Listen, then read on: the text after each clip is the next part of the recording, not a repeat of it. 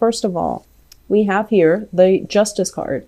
And I feel like this is not so much about, court cases, legal battles, or anything like that. I feel like it deals more with the way that you believe in justice, okay? I've worked really hard and I deserve this. The other person is cutting corners. They don't deserve a promotion. They don't deserve a pay increase. They don't really deserve, all the good things that are coming their way. So many of you, despite everything that you've been through, despite everything that I mentioned before, this sense of like, I'm a really good person. Why are bad things happening to me? Or why am I not getting recognized for the work that I do, for my skills, for my assets, for everything that I bring to the table?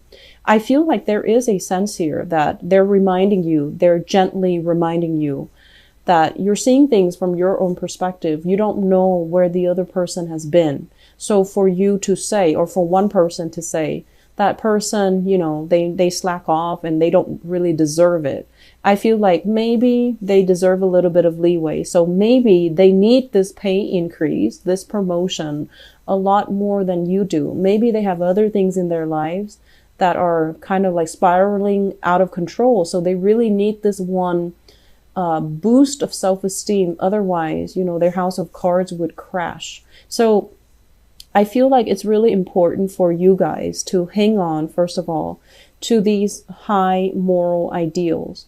But at the same time, do not be the person that makes these judgment about who is worth it and who is not. And especially do not turn this judgment, this criticism onto yourself, where you feel like, am I really worthy? Am I really deserving? Because I feel like there is a big element here about you feeling that way, feeling like very exposed and very vulnerable, uncomfortable in your own skin, getting yourself into something that you're not emotionally or mentally prepared for, and then doubting your capabilities, doubting your skills. Am I going to float or am I going to sink? Am I going to be able to make it, or are other people going to laugh and mock and ridicule me? Okay, so this energy here, I feel that, the fourth house, like I mentioned, is a very psychic house, and it deals heavily with, things that we hide from other people, things that make us really uncomfortable. And I feel for many of you, this is being in the limelight, being in the public eye. When you talk, a lot of people are going to be paying attention, being televised, being taken, having people taking pictures of you, and getting a lot of fame and recognition. And when it's in the reverse position, there's a sense about you where you are very, very private about your personal life. You don't want to, take on that Leo quality where you are hogging the stage or you are revealing too much about yourself. So I feel like there is a major fine line here about you guys coming in this month where you have to be, where you find yourself in this position where you really have to, hype up your skills. You have to really sell yourself, and you don't really know how, because your life is all about modesty. It's all about, believing that good things will come to good people. But sometimes we need to give ourselves credit when credit is due. Okay.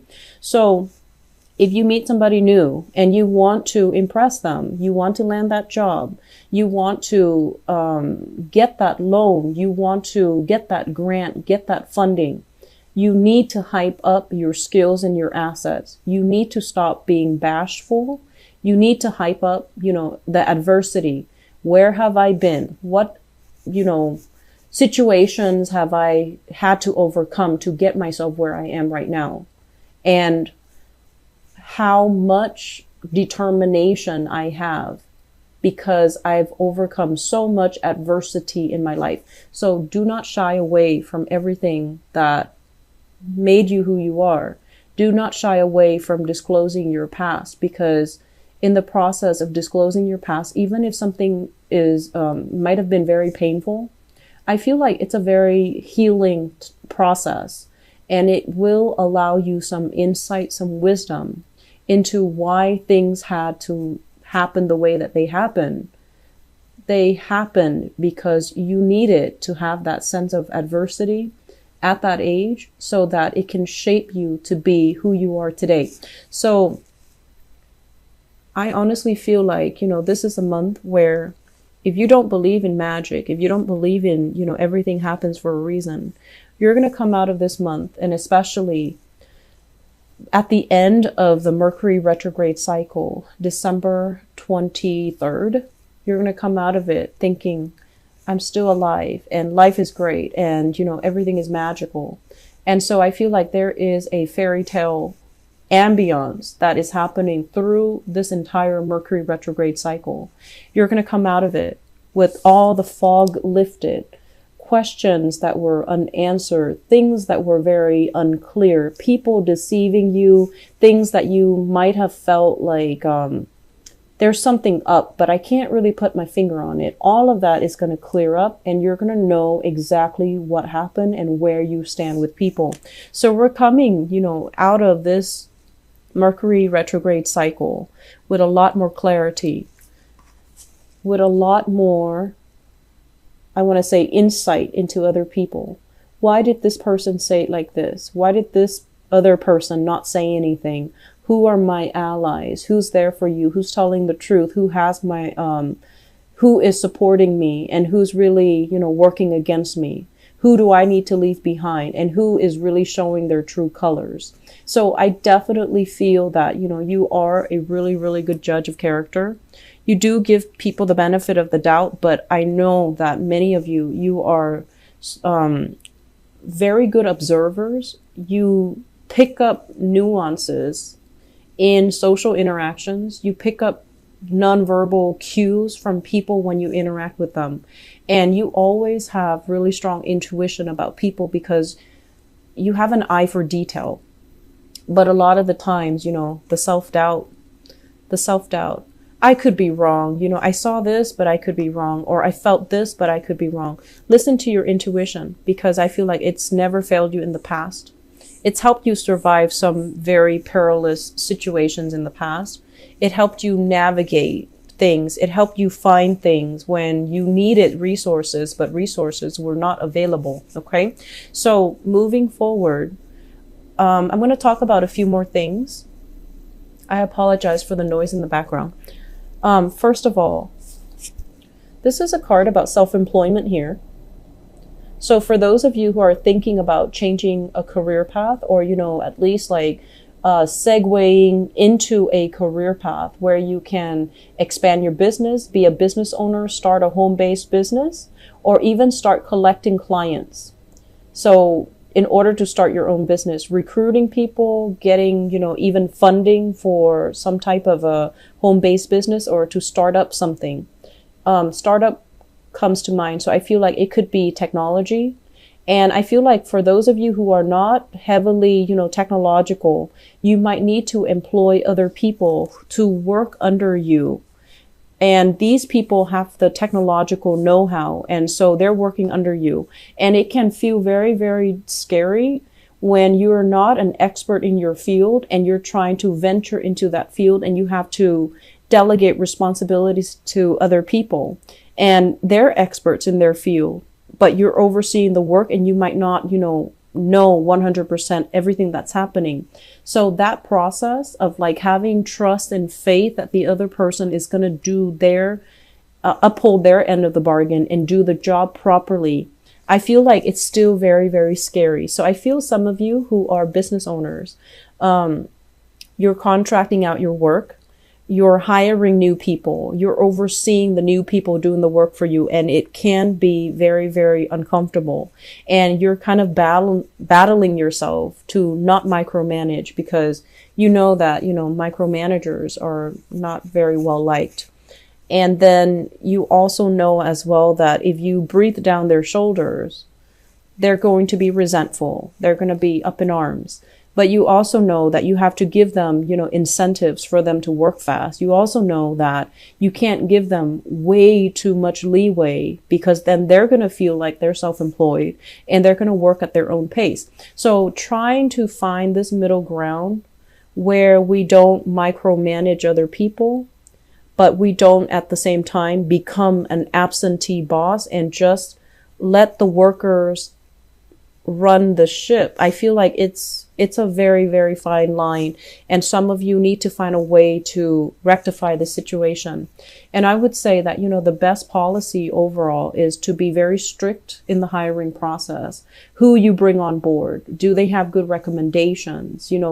Doing that to begin with is going to save you a lot of trouble. So you're in the process of experimenting, and I feel like it's kind of like at the later stages of this process of experimentation, because you've already got some things finalized and you're already on track to recruiting possibly the best of the best and people that you trust. So I feel like there will be a lot of opportunities for collaboration. I feel that there will be opportunities, for leisure time, mainly because other people are doing the work. And you're not going to be terribly busy. So you definitely have enough time to start a new venture, to start a new business, to do something on the side to create money for you. Look into the stock market, look into, investment opportunities, and, studying something that you've wanted to undertake but didn't have the time in the past. Okay. So moving into this month, there is going to be a major, major change and a major overhaul in your financial situation. We have here the Four of Pentacles and an Eight of Pentacles right on top of each other. So this is kind of like releasing something that is very security oriented, something that we were very, very fearful to let go because we feel like, what's the alternative? Once I let this go, what else is going to be in store for me? Am I going to be the same? And in the process of letting it go, I feel like there's a doubling in income. So for some of you, this could also be like mortgages, selling property, selling things that you don't need, putting things even online, and getting rid of things that are really, clogging up your life, that are really bogging you down emotionally and physically. Okay. Getting rid of things. So I do feel like a huge income jump here. So if you are adamant about, looking for work, because this is all about sending pieces of yourself out into the universe, either through resumes, through CVs, through some type of especially online nowadays, online job recruitment portals. I do feel that it's going to allow you, the steps to get there so that you can double your income, so that you can achieve a lot more job satisfaction, have a lot more free time, even reducing the amount of hours that you work so that you can work and not feel pressured. So I feel that there is a process here of separation from a specific environment, releasing expectations and, releasing control in a situation. And once you are able to do that, you're going to breathe so much better. You're going to feel this burden, alleviating from your chest, and you're going to feel very, very, very happy and secure. Okay. I feel as well, I mentioned earlier, I do feel a very strong maternal, paternal vibe, especially with this Nine of Pentacles. If you are at a point where career and work and money is flowing well, and you don't have to worry about, how you're going to make money, living from paycheck to paycheck, you don't have those concerns anymore. The major concern, I feel, is going to be family related, okay? And you're going to have to also relinquish control. Don't be the one person that comes to everybody else's rescue. When they mess up, let the other person deal with the consequences, okay? This is how we teach accountability, and this is how we teach someone to understand actions and consequences. So this is a card kind of like, control. A lot of the times we intervene, we step in for somebody. It's also because we want to be involved in that situation. We want to control the outcome in that situation. And we also have this, this latent inability to trust that the other person can do it the right way. So it boils down to control. And once you relinquish that, once you let somebody, step up to the plate, take care of things when they go awry so that they can work on their problem solving skills, so then they can work on critical thinking skills, so that they can learn to be self-sufficient and to be as well resourceful.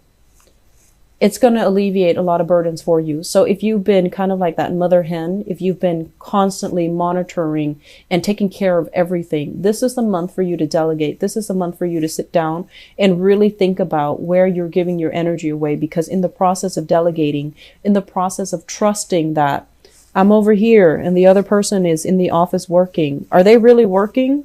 I feel like they're working. You can trust that they're working.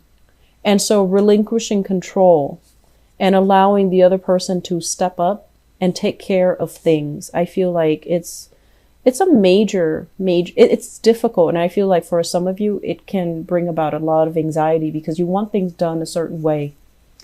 And I'm also feeling as well, it's almost like this Aquarian energy, this need to control and this need to have things a very, very, very specific way for no other reason than just because you want it a specific way. And so we have to let go of those irrational methods of behaving. Okay, so we have to let go of these things and we have to aim for this sense of balance, this sense of harmony as well.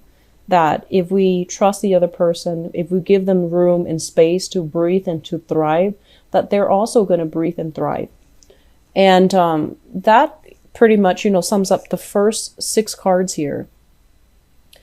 The second part of this equation here is, it seems to me like in love relationship, there are options on the table. Okay, so we have here the Lovers in the reverse. And the Lovers in the reverse is usually a situation where there are too many people interfering in a love relationship. So you have here a fire sign, Sagittarius, Aries, or Leo. And I feel for some of you, this is somebody not approving of your relationship. And they're not disapproving of your relationship for no other reason than because they don't like the relationship. So it can be irrational. And then we have another person. This is a water sign, a Pisces, a Cancer, or a Scorpio. And I feel like for some of you, this is somebody in your life that is trying to move on. They're trying to exit the picture. And I'm also feeling as well, if you are debating between these two characters, if it's a situation where both of them are involved, I feel like the fire sign might be a more truthful, honest, stable relationship partner. I'm going to go into your love reading in a little bit, but I feel like this reading is very, very loaded. Okay. It's loaded with messages. And I feel like it's very, it's forcing you to really think about, some of the things that you have grown up believing about yourself. Are you lovable? Are you worthy of all these good things that are coming to you? And I also feel as well, it's forcing you to re-examine some things in terms of, you've had to deal with a lot of difficulties at a young age compared to your siblings, compared to your peers, like I mentioned. And these are character building life events that shape you into the person that you are right now. And so if there are grudges, with siblings, with family members, if you're holding grudges, you need to let them go. You need to release them, because these people form kind of like a soul contract. They're here to help you get where you are today. They've had to make sacrifices, great sacrifices. And I also feel that they've had to make sacrifices in terms of not being in your good graces. Like they've had to do things that even now you might not like them, you might not speak to them, but they have a soul contract with you to get you where you need to be. And so in the process of fulfilling their soul contract, they might have falling outs with you and you both might not be talking. You're at a point where you're really, really happy. You're on top of the world. You're elated, and financially you're very secure. And they're at a point where their health is diminishing. If you have these relationships, you need to reconcile, okay? because they're there to teach you some things. And I feel like in our human forms, we don't always make the best decisions, and we don't always heed our higher intuition. But I feel like there's something more at stake here. And I feel a lot of it has to do with, we needed to experience these things, these relationships, these ways of loving, these ways of behaving at a young age, because they're shaping you into a much stronger person. If you didn't experience the adversity, you might be at this point taking everything for granted, coasting through life, and, at the end of your life, having an easy life, but then not having that strength of character that comes with, living a life of adversity. I hope that makes sense for you, Virgos.